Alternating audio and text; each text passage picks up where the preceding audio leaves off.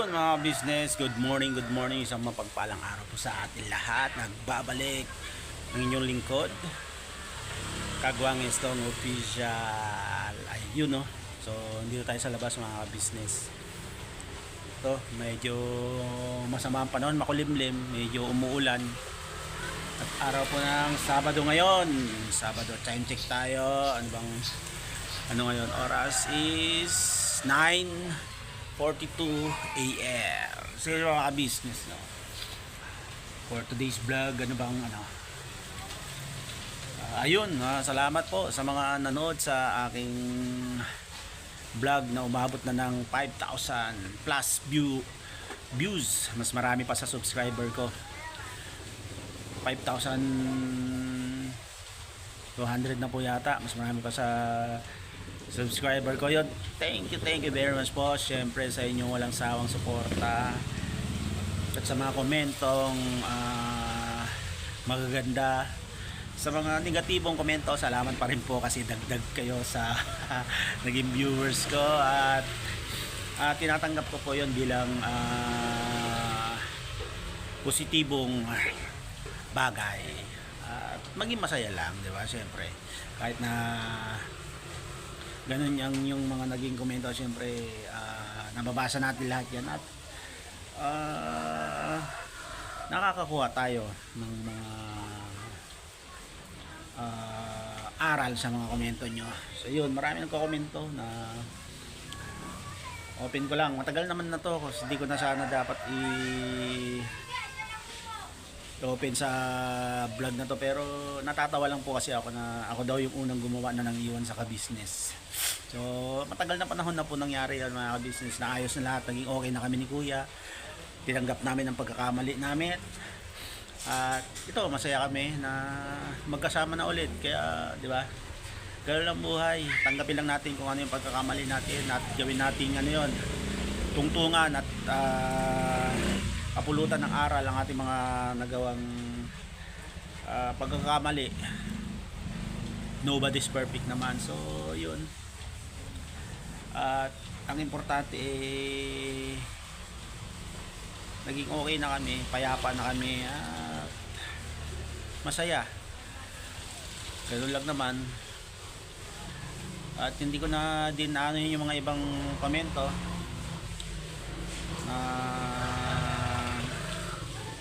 negatibo, komento nyo yan, karapatan nyo yan. Kaya masaya lang ako at kahapon sobrang galak ko nga at talagang dahil sa video na yon umabot na sa minimum na pwede nang makasahod ulit ang aking channel. Sobrang sobrang yung galak ko kahapon. Tawa ako ng tawa dito, sigaw ako ng sigaw dahil sa video yun medyo overwhelm po yung views ng aking video patungkol nga sa mga makikitid ang utak. Ang mga Pilipino hindi sa may mga ganong isipan na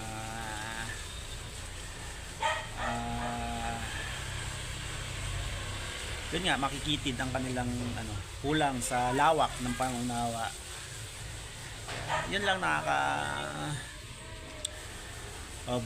overwhelm lang yung views kasi 100% po yun, grabe, no? Thank you very much. Kaya tama talaga yung sa mga nagsabi sa akin, ang mga basher is mga viewers din yan, pinapanood ka rin yan, kaya malaking tulong sa inyong mga nambash at mga basher. Thank you very much po sa inyo dahil sa inyo makakasahod na ako na naman sa sahodan. At yun nga, ganun ang buhay, ganun talaga ang buhay. Tanggapin natin lahat kasi hindi naman mangyayari yan kung hindi kagustuhan ng ating Panginoon Diyos. At so yun, sa mga magaganap sa aking mga vlog, patungkol naman ito sa aking napag-usapan namin sa dating vlog ni Kuya, nakarang vlog niya patungkol sa aking pagta-travel vlog. Malalaman nyo din po yan at panigurado marami na naman tataas ang kilay niya. Kasi yun talagang pangarap ko mga ka-business patungkol sa pagta-travel vlog. Kasi marami ako napapanood ng mga vlogger na talagang masaya ang pagta-travel vlog. may iba pa nga naglalakad yan, mga walker vlogger, mga Philippine looper, yan ang mga viral ngayon yung mga patungkol sa mga nag-iikot sa buong Pilipinas. At number 1 nga dyan sa nag-viral yung isang Philippine looper, hindi ko na lang babanggitin yung pangalan, na parang naging entitled masyado na patungkol sa isang lugar dito sa Pilipinas na hindi siya winelcome na maayos daw. Hindi niya alam yung lugar na gusto niyang salubungin siya at bigyan ng pansin sinalanta ng napakalupit na bagyong Tino ba yun? Tino.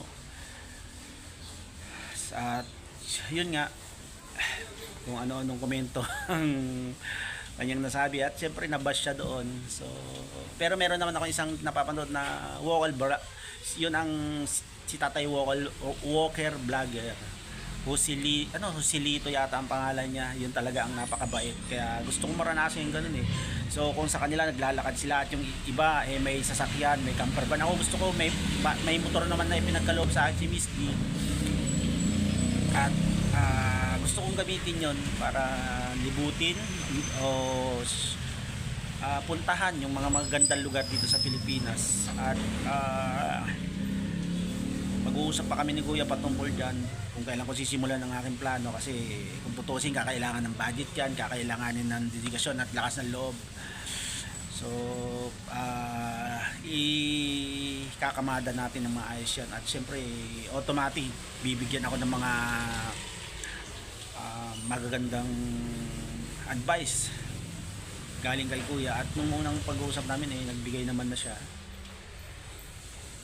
So yun, masaya lang ako, at talaga ang laki ng impact nung huling pag-uusap namin ni Kuya. At yung nag-vlog pa nga kami ni Budang patungkol sa depression at anxiety, grabe yung impact sa akin. May pagkakataon pa rin na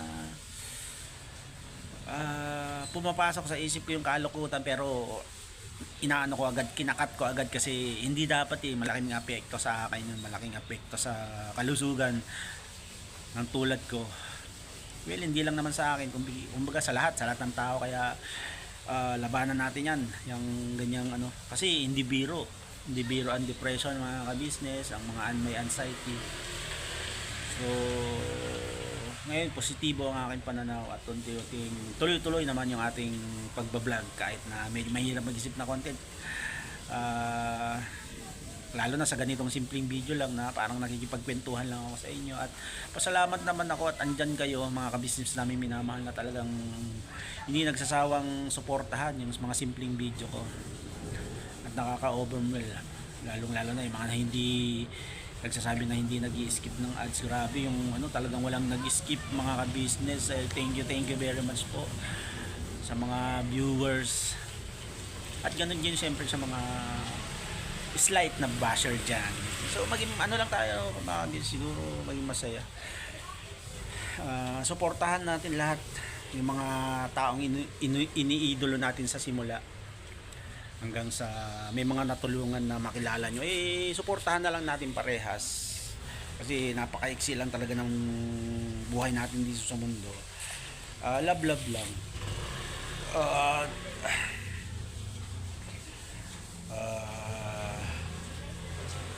Yun nga, sa naging vlog ko nung nakaraan, wala naman akong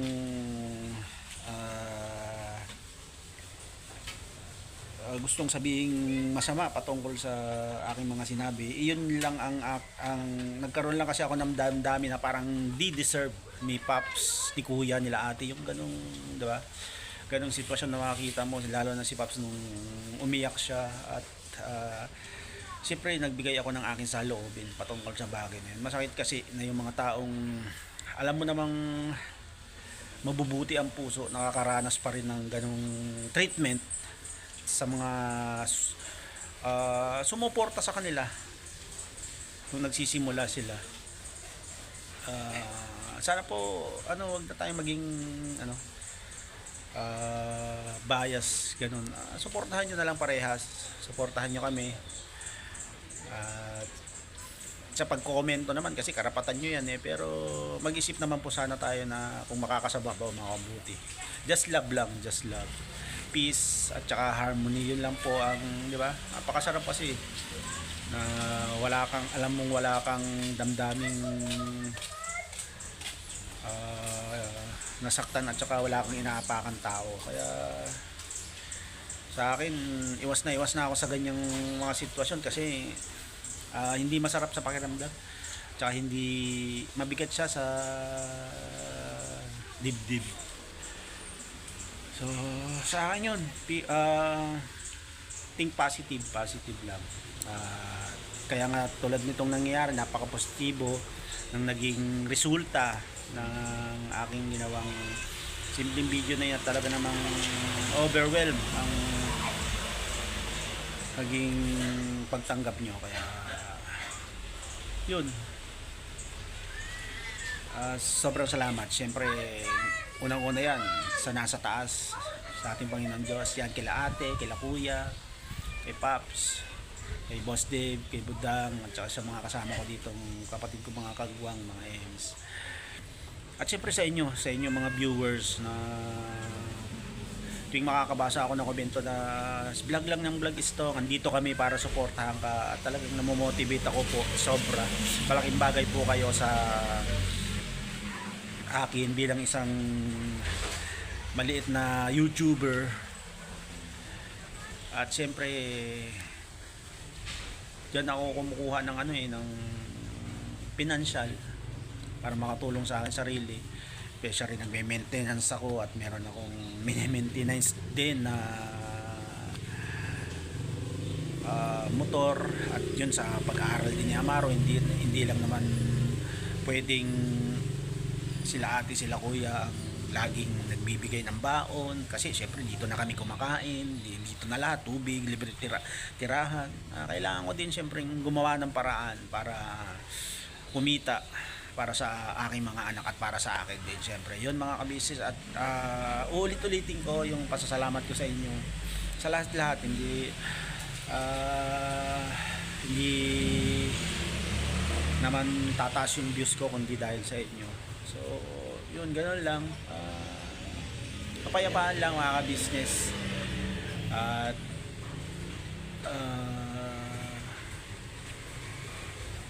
abangan nyo yung mga susunod na kaganapan patungkol sa aking nagiging travel vlog, at sana suportahan nyo pa rin ako pag halimbawa nag-travel vlog ako.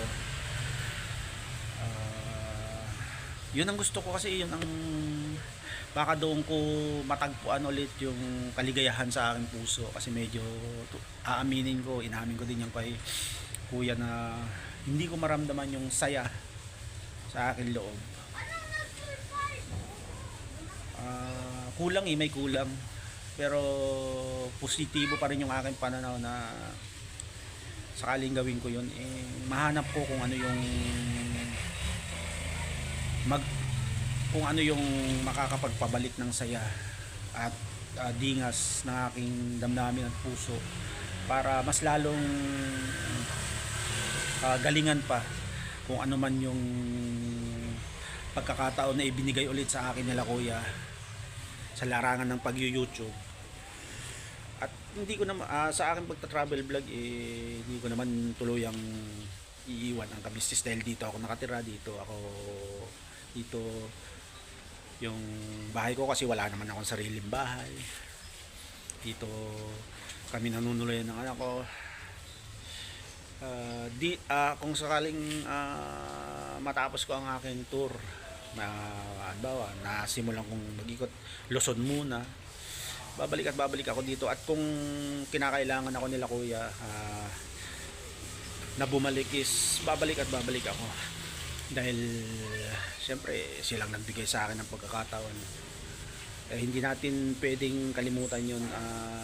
Umalis man ako, babalik pa rin ako, at hindi maalis sa puso ko, sa isip ko, yung mga tulong at saka mga pagmamahal na pinagkulob nila sa akin habang buhay nang nakatanim yun. Kaya bira lang tayo mga ka-business. So yun, ito lang na muna siguro ang aking simpleng video. At uli, salamat po sa napakataas na views. Sana ganun din itong ano.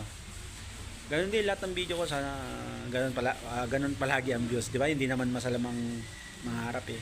Siyempre pangarap lahat ng nag-YouTube 'yan. So hanggang dito na lang muna siguro mga business. Salamat sa inyo lahat at hanggang sa susunod, birabanan lang tayo.